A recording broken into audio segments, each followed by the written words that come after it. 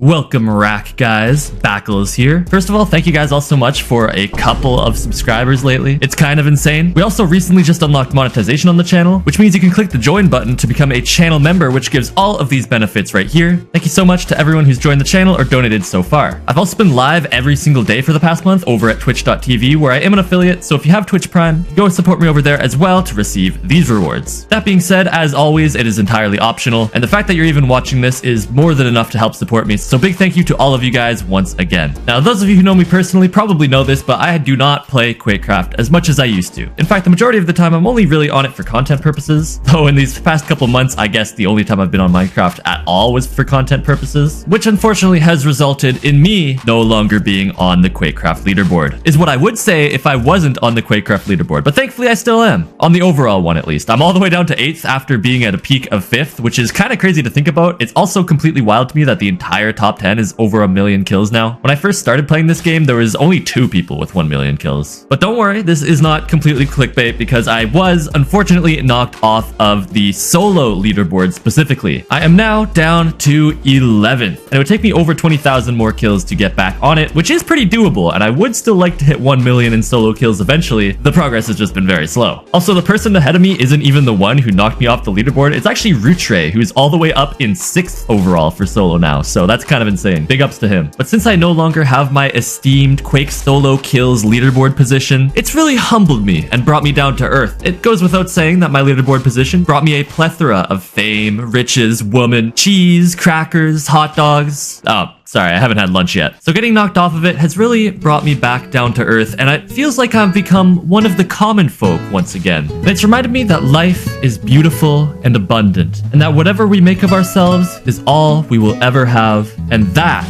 is the true meaning of life.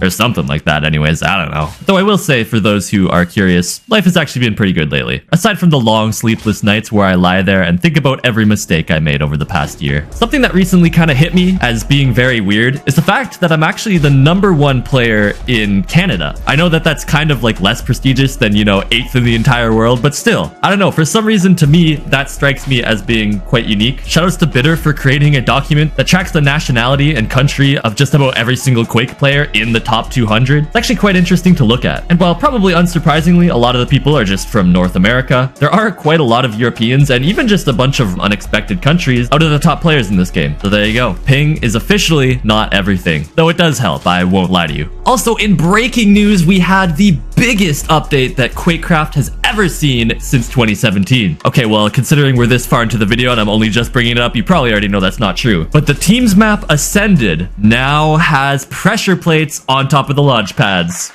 I know, hold your applause everyone, it is game changing. It was the only map in all of Quake to not have pressure plates on top of the launch pads, so I guess it's nice that it's more consistent now. Hilariously, they also managed to break the map, and it's still broken right now as of the time of recording and editing this. And you can just see natural terrain in the background now. There's like a whole strip of just naturally generated Minecraft chunks. I don't know how they managed to do that or when they'll fix it, but for now, you can just go into a replay and fly around and go find diamonds and stuff. Maybe I need to go start a survival world over there or something. I mean, hey, we gotta get some new videos up one way or another. Even though I haven't been uploading videos on YouTube lately, that definitely doesn't mean I haven't been watching them. I recently, and I'm putting recently in very heavy quotation marks there, watched a video by Calvin where he's just playing Mindman duels and basically talking about lucid dreams. And you could tell this really wasn't that recent because he's like only done horror mod stuff for like over a year now. But basically he was telling this tale of his dream and how he often lucid dreams, and how if you are ever lucid dreaming, you should ask someone what the date and time is. And so I kind of just forgot about this until a little while afterwards when I was watching a different video. This time it was a Bedwars video by BanjeeRL, where he also just talked about random dream related stuff, and it reminded me of Calvin's video. And I am not someone who lucid dreams. I am completely at the mercy of my subconscious when I am asleep, and you know, sometimes that really sucks. I mean, most of the time it's fine, or I don't even remember my dreams, but other times it's just extremely stressful for no reason. Don't even get me started on this one time I had like the most realistic dream of all time, which ended with me being in an elevator that started free falling. It was not fun, okay? guy. And so in Calvin's story, he was already lucid dreaming when he asked the person in his dream what the date and the time was, and I think that's the most normal way to do it. But for me, I guess my subconscious just kind of clutched up a little bit, because the dream version of me, without any of my input, just happened to ask a guy what the date and the time was, and immediately from that moment onwards is when the dream became fully lucid and I could control absolutely everything. And so, you know, I got really excited. I was controlling where I'm walking. I walked out of my apartment and I was kind of running through the halls and I was like, yo, I can go anywhere I want. Oh, I have a brilliant idea. I should try to teleport somewhere. And so I'm like, okay, I'm gonna teleport on 3. 1, 2, 3.